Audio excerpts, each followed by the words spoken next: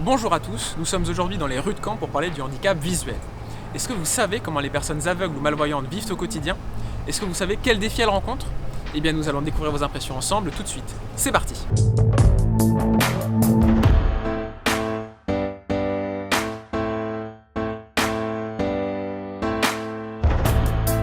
Beaucoup de difficultés dans la vie de tous les jours. C'est un sacré handicap quand même, parce que bon, je ne peux plus ni lire, même ni écrire. Difficulté à lire, à écrire, à distinguer quand on se déplace par les moyens de transport. On ne peut pas regarder les numéros de bus, où on veut aller, donc on est dépendant toujours de quelqu'un.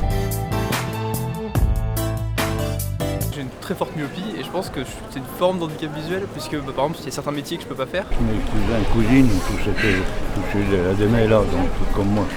Le fait d'être complètement aveugle, après il y a la cataracte, qui peut aussi être un handicap pour les personnes âgées. Vous avez les décollements de rétine. Le handicap visuel, c'est pas non plus que être aveugle en fait. Ma mère est très myope, ma mère est à moins 13 je crois. Je connais personne qui a vraiment un handicap fort visuel.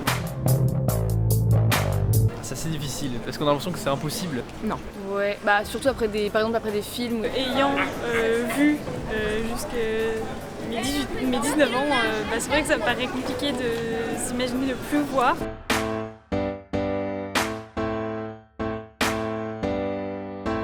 Dans mon imaginaire, je pense que c'est vraiment les déplacements. À la voiture, on ne peut plus conduire. Lire le journaux. Je pense que juste le fait de prendre les transports en commun et de marcher dans la rue, c'est pas facile tous les jours. Marches qui se font par le biais d'internet, c'est absolument pas possible. Non, ça me paraît difficile quand même. Bon. Je pense que par exemple tout ce qui est conduite, il y a plein de choses qu'on peut plus faire malheureusement. Les personnes qui sont atteintes de handicap visuel peuvent quand même trouver des solutions avec l'aide de d'autres personnes au début pour réussir à vivre une vie entre gros guillemets normale.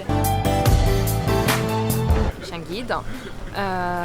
Après voilà, dans certaines villes, le fait qu'on commence à développer les systèmes audio pour qu'ils puissent prendre le bus de manière autonome et être sûr de ne pas se tromper de bus, en fait c'est déjà juste tout simple. Des rampes plus que des escaliers. Par exemple il y a la traduction en braille, des différentes inscriptions.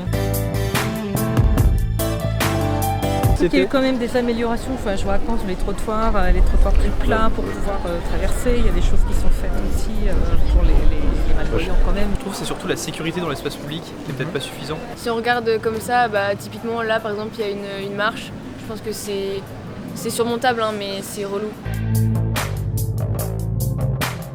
Ouais, je pense que ce serait bien. Franchement oui, parce que même si moi personnellement je suis pas spécialement concernée et que dans mon entourage personne n'est concerné particulièrement, c'est toujours intéressant et c'est toujours bien d'en savoir plus sur les gens qui nous entourent en général.